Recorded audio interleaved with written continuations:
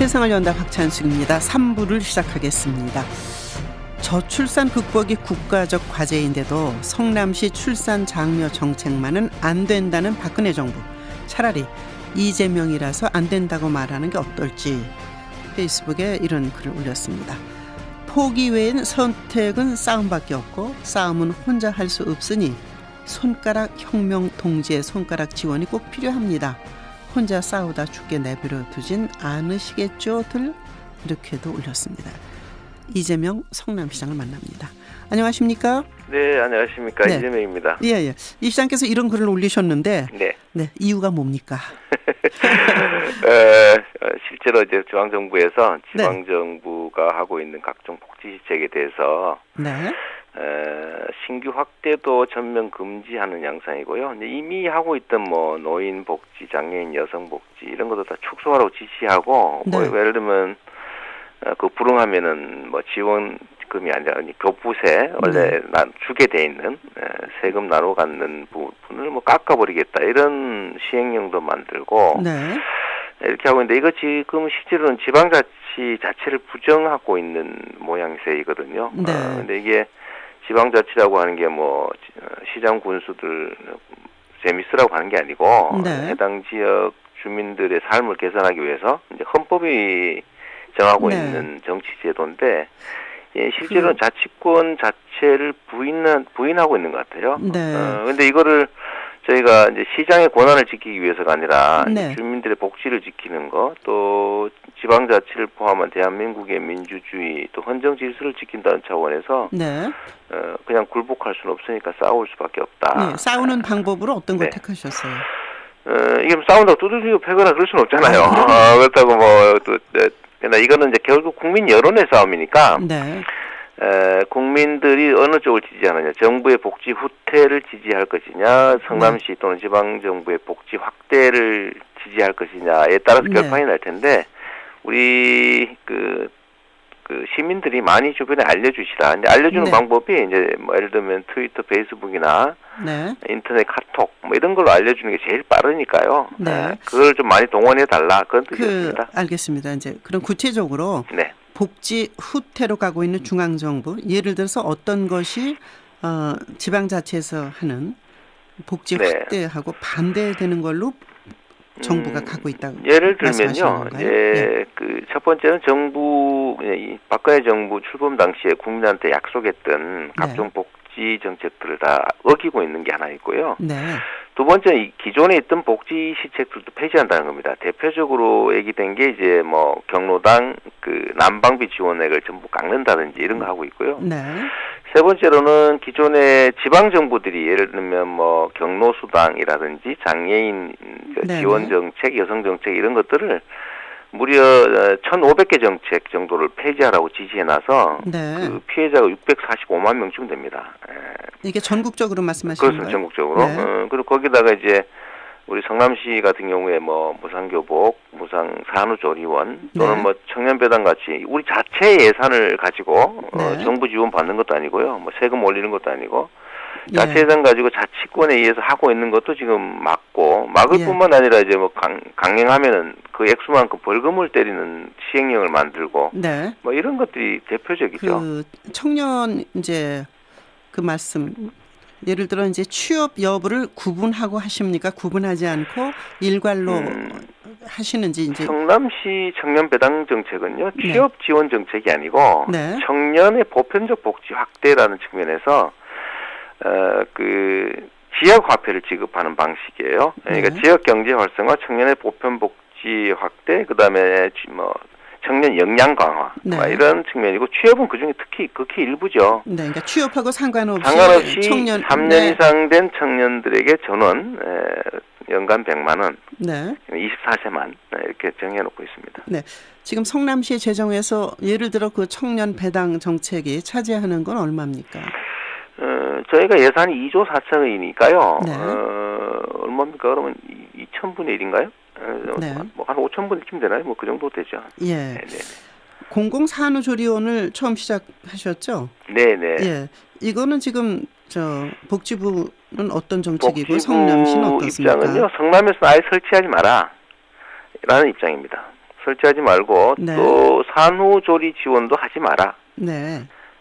뭐 그런 거예요. 뭐 명확한 입장입니다. 아, 그렇습니까? 뭐 얼마 전에 공공산후조리원 설치가 가능하게 모자보험법이 개정되긴 했는데 네네. 그럼에도 불구하고 성남은 설치하지 마라 이런 겁니다. 아, 그게 얼마 전에 개정됐기 때문에 그게 시행되는 건 2016년부터니까 그렇습니다. 2015년은 하지 말아라 이 얘기인가요? 아닙니다. 아니면? 그렇지 않습니다. 그렇지 시행령을 만들어서 성남 같은 지역은 설치할 수 없게 하겠다. 그런 게 정부 입장입니다. 시행령이? 그 법령 만들어진 몇 시간 후에 그런 입장을 발표했죠, 정부. 아니, 성남 같은 지역은 설치하지 말라는 건 특별한 지역을 그러니까 그것을- 산후조리원이 많으니까 성남은 안 된다 이런 입장이에요.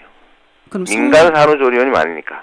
아, 그러면 네. 성남 이외의 다른 기초단체나 뭐 그런 것도 들어가 있습니까? 아니 성남시 그냥 말고? 성남시는 많으니까 안 된다 그런 입장이었습니다. 아, 그렇습니까? 네네. 그게 미리 시행령을 만들기도 전에 성남시는 설치할 수 없도록 시행령을 만들어서 막겠다 이런 입장을 발표했어요. 네.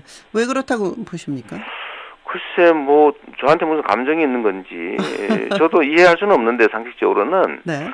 그냥 추측되는 건 이런 게 있습니다. 우리 성남시가 예를 들면 과거에 있었던 수천억대 빚도 다 갚았고 네네.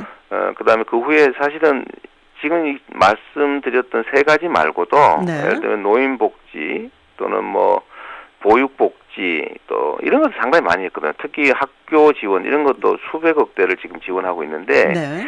이제 새로 이제 작년부터 이걸 이제 그 스크린하기 시작해가지고 올해부터 신규로 하고 있는 걸 막기 시작한 거예요. 네.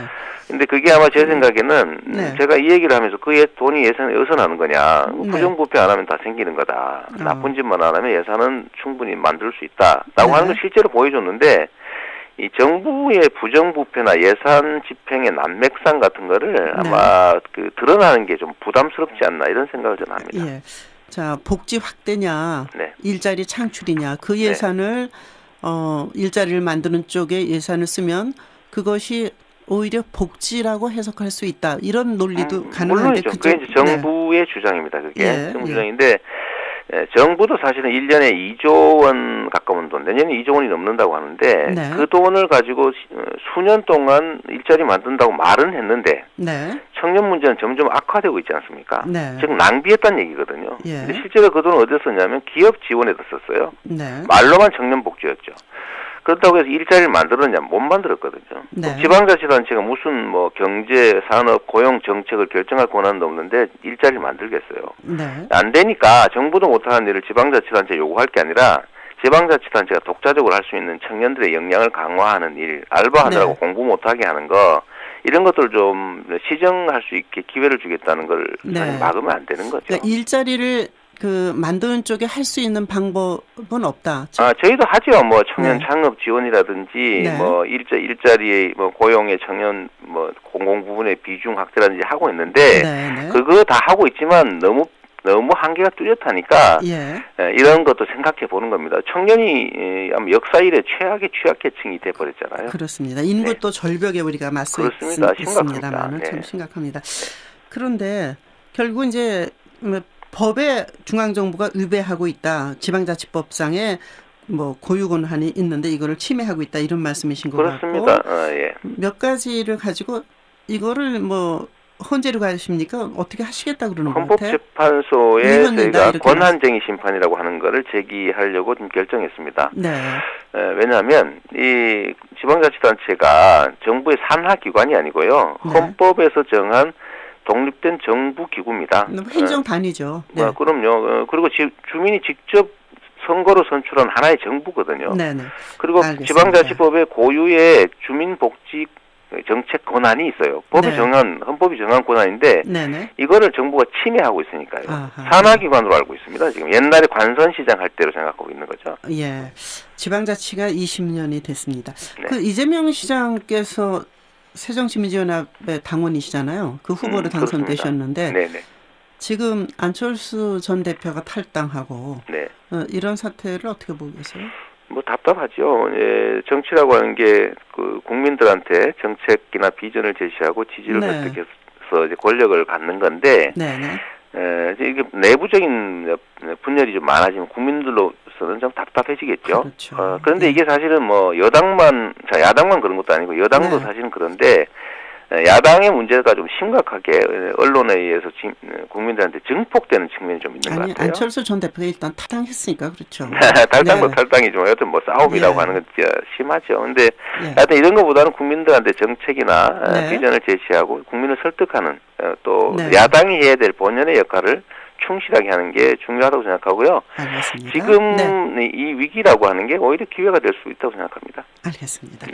이재명 성남시장의 복지 정책에 대해서 자세히 들어봤습니다. 고맙습니다. 네, 네. 감사합니다. 8시 12분 30초입니다.